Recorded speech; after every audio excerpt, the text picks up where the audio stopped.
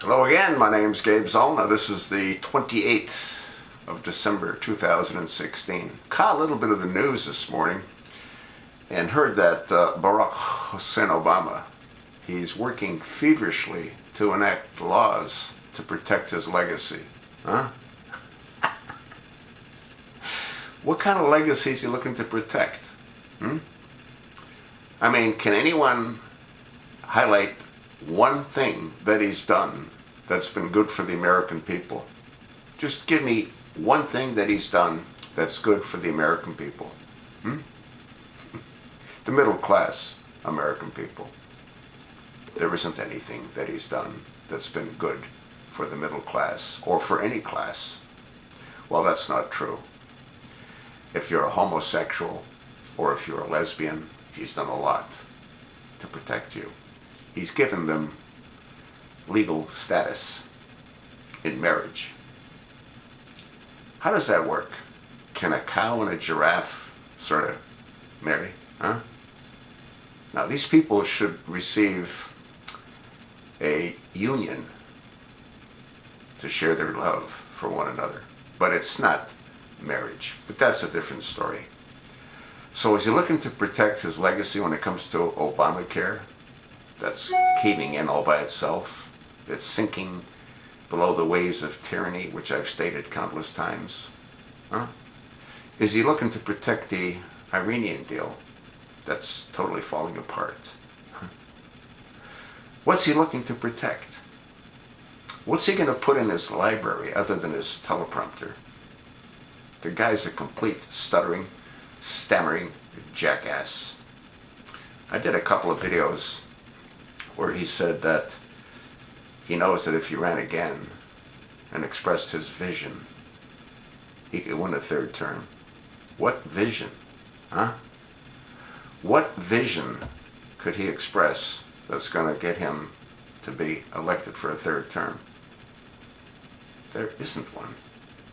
The guy's a complete stuttering, stammering homosexual, Sunni Muslim, bastard Arab. I've received a series of new subscribers, and you might wonder why I refer to Obama as a bastard. Well, because his mother, Aunt Dunham, if that's his mother, never married Frank Marshall Davis, who I believe is a sperm donor.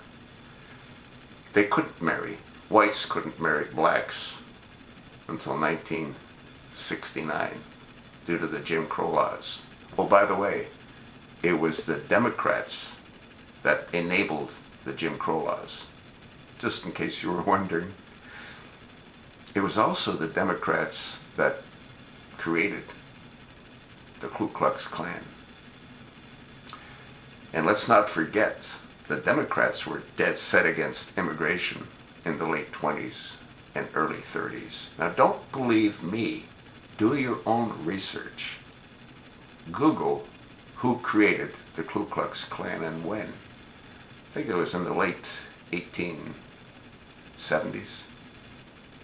Google who implemented the Jim Crow laws and who was against immigration in the late 20s and early 30s, the Democrats.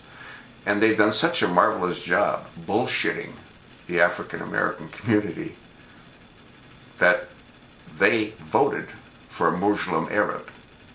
While you're at the Googling, Google who dealt in the slave trade. Muslims. Muslims were the ones that rounded up and sold Africans. And for those of you that demand reparation from the whites, Google how many blacks owned thousands of slaves. You might want to try to get a reparation from them as well. Totally insane. The only good news is if Obama's trying to protect his legacy, he might be leaving.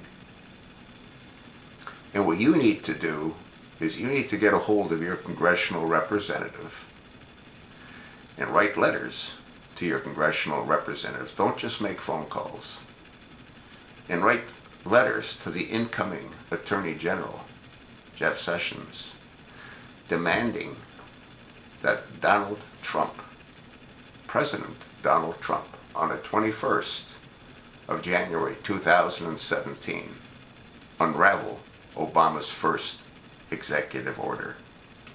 What was that first executive order? Well, it was prepared well in advance, and it buried his entire past. I think it was 13489. I'm not certain of the number, it skips my mind. I've made numerous videos on it. You can Google it.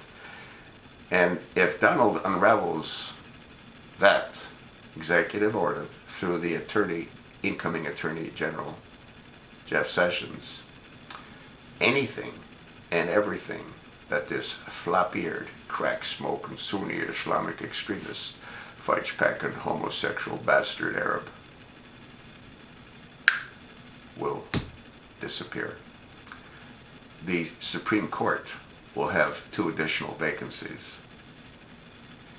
The Justice, Elena Kagan, will be removed. She was appointed by Barack Hussein Obama as her reward for having buried his past. And then he also appointed Sonia Sotomayor. She too will be gone.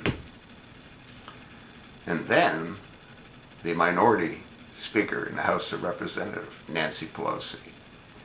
She'll have to verify and explain how she could have vetted Obama, and she signed off on his eligibility to be POTUS when he had no past to verify, thanks to Elena Kagan. Are you sort of following the pieces of the puzzle here? And how about Eric H. Holder Jr.?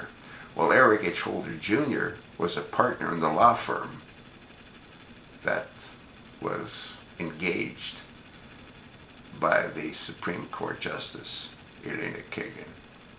You also need to take a look at where this flop-eared, crack-smoking, Sunni Islamic extremist, fudge-packing, homosexual bastard Arab got a couple of $1 million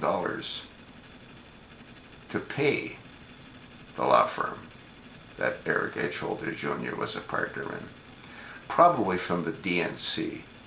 Wouldn't that make them culpable as well? Huh? Yeah. We'll see how this thing unravels. But again, the good news is Obama might really be leaving the White House. We'll see. Won't we? Thanks for listening. Pass it along to your like-minded friends. Oh no, by the way, if you haven't subscribed to the channel, please do so.